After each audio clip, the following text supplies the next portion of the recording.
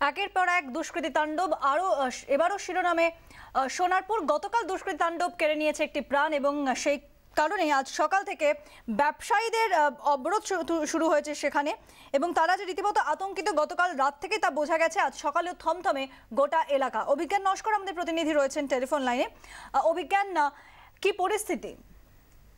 দেখো, এক কথায় বলা যেতে পারে যে আজকের কিন্তু যেহেতু সোনারপুরের ব্যবসায়ীদের বন্ধ থাকে, পূর্ণ দিবস বন্ধ থাকে, কিন্তু গতকালের যে ঘটনায় যেভাবে তাকে ডাকাত দলের হাতে খুন হতে হয়েছে, এই ঘটনাটা কিন্তু স্বর্ণ ব্যবসায়ীদের মধ্যে কিন্তু দারুণভাবে তার প্রভাব পড়েছে এবং যে কারণে রাত থেকেই তারা হাত বোঝা যাচ্ছিল।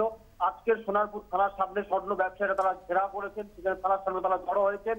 তারা বিক্ষোভ দেখাচ্ছেন যে তাদের নিরাপত্তা সুনিশ্চিত যেমন একদিকে করতে হবে এবং যেহেতু থানা ঠিক ভিড়ছড়া দূরত্বে যেভাবে সোনার দোকানে যেভাবে ডাকাত দল হানা দিয়ে এবং সেখানকার যে ব্যবসায়ী দীপক দেবনাথকে যেভাবে খুন করা হয়েছে, সেই ঘটনার প্রকৃত দোষীদেরকে গ্রেপ্তার করতে হবে।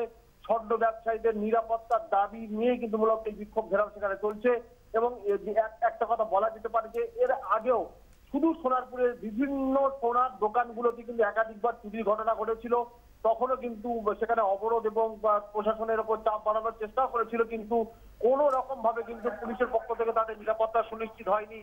যে ঘটনার প্রমাণ এবং প্রাণ দিতে হলো কিন্তু এই দীপক দেবনাথ এবং সেই ঘটনায় কিন্তু আজকে স্বর্ণ ব্যবসায়ীরা তারা সোনারপুর থানার সামনে তারা ঘেরাও করে বিক্ষোভ দেখাচ্ছেন। অভিজ্ঞান, একদিকে যেরকম স্বর্ণ ব্যবসায়ীরা বিক্ষোভ দেখাচ্ছেন, যেভাবে গতকাল এই ঘটনা ঘটেছে, থানা থেকে ঢিলছড়া দূরত্বে এক ব্যবসায়ী প্রাণও গেছে, অন্যদিকে সাধারণ মানুষ তারা কতটা আতঙ্কিত? মানুষ তো অত্যন্ত আতঙ্কিত, কেননা সোনারপুরের যে জায়গায় যে অংশে ঘটনাটা ঘটেছে ওখানে বলা যেতে পারে যে 1 মিনিটে সেখানে কয়েক হাজার মানুষ সেখানে যাতায়াত করেন। অর্থাৎ প্রতি ট্রেন থেকে কিন্তু প্রচুর প্যাসেঞ্জার নেমে ওইখান থেকে যান এবং ওই রকম জায়গায় এইভাবে ডাকাত দল এসে হানা দেবে, গুলি চালাবে এবং বোম ফেলে চলে যাবে এবং একের পর এক লোকজনকে গুলিতে তারা জখম করে দেবে এবং কুপিয়ে ব্যবসায়ীকে খুন করে গুলি করে চলে যাবে। এটা কিন্তু কেউ কখনো ভাবতে পারেনি। যেহেতু সামনেই সোনারপুর 100 মিটারের একটু বেশি অংশে সোনারপুর থানা, জিআরপি পুলিশ এবং আরপিএফ এর বাহিনী রয়েছে, পুরো নিরাপত্তা বেষ্টনীর মধ্যে রয়েছে এই দোকান এবং যে জায়গাটা।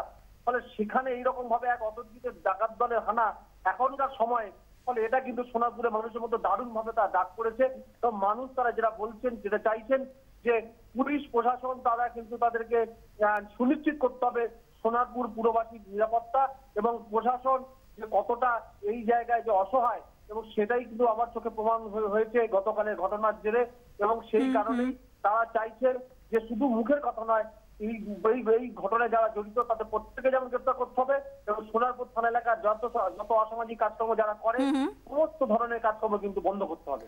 ধন্যবাদ।